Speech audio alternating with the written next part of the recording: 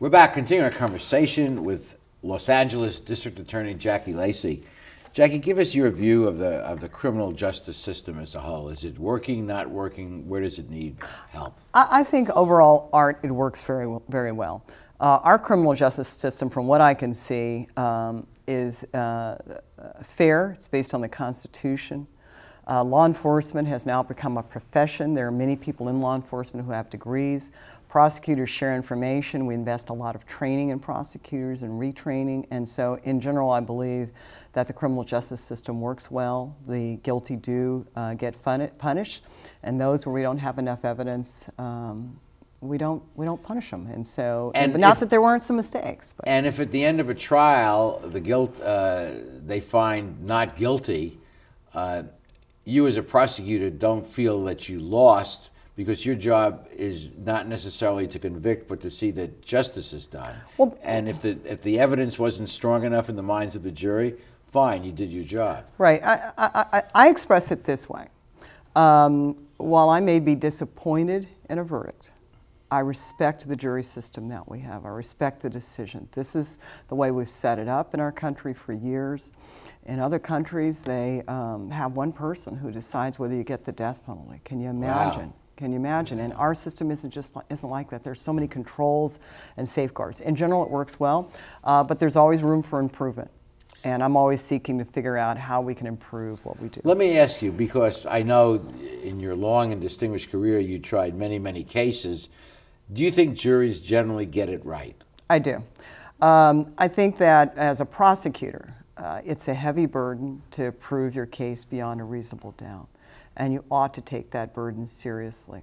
But in general, I believe that jurors do get it right. They listen. Every jury that I've ever been involved in is very conscientious. They take notes, they listen, and they take their job very seriously. You were involved in the first hate crime prosecution under a new California statute in People versus Rojas. Tell us about that case. Yeah, it was, for me, an African-American prosecutor. I'll never forget this. I got the case file. The man who had been murdered was an African-American homeless man who had been addicted to drugs. He was in his 40s, and his name was Milton Walker.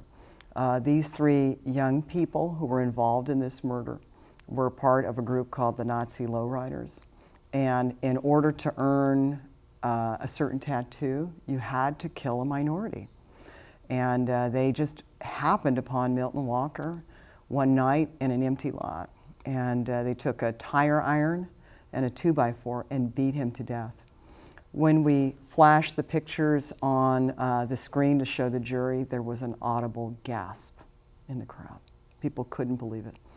The brutality of it. And it was the time, I say, of all the trials I had, of all the 60 trials I had, it was the time where I felt I was walking 2 feet off the ground when I delivered my closing argument. And that was back in 1998. Correct. Well, the trial was in probably 99. 99. Yeah. Yeah, you'd never forget something like that. What kinds of cases stick in your mind besides that very? I think all of the homicide cases that I've tried stick in my mind. There were 11 of them.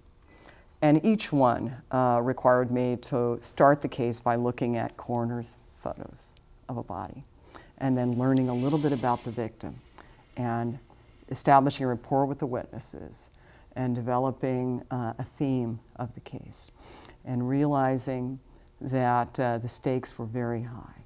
Those cases, I always noticed, Art, that I always had a few more gray hairs in my head after those trials because they are all engaging. They take months. It takes actually 2 or 3 years before cases like that get to trial.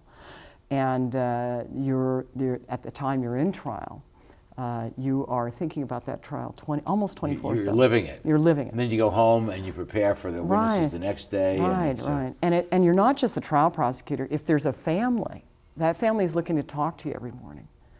And they want to know, they want reassurance. Yeah.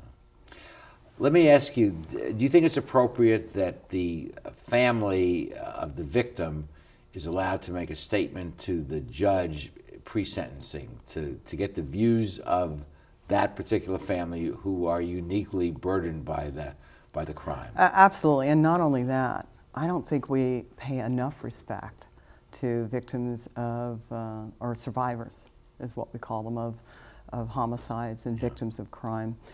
There is a movement that I'm part of to see if we can get a constitutional amendment to actually allow victims the opportunity to be heard in any criminal case where they've been harmed or their loved ones have been killed. Because so often, it's not about the dead anymore. A lot of times it's about the living, and people forget You need the to bring impact. that victim into the back into the courtroom. And not that I think that victims should control the sentencing. That's what the judge is for.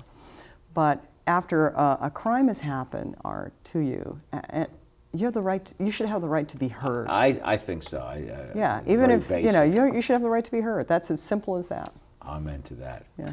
Okay, we'll be back with the next segment of this wonderful show after these messages.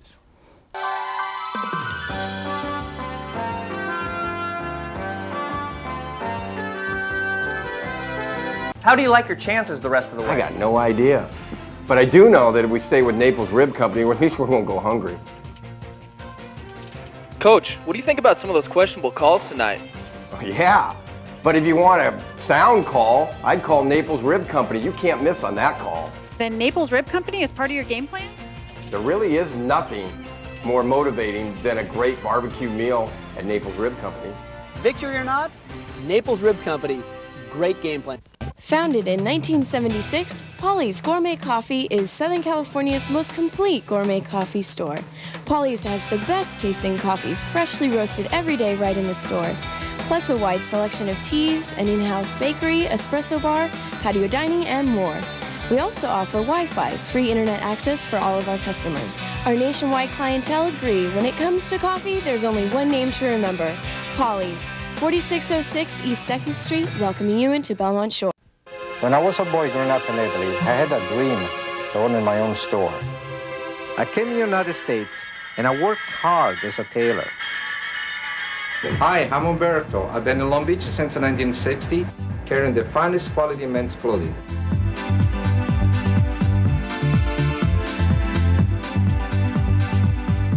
Italy's a long way away, but styles are just around the corner.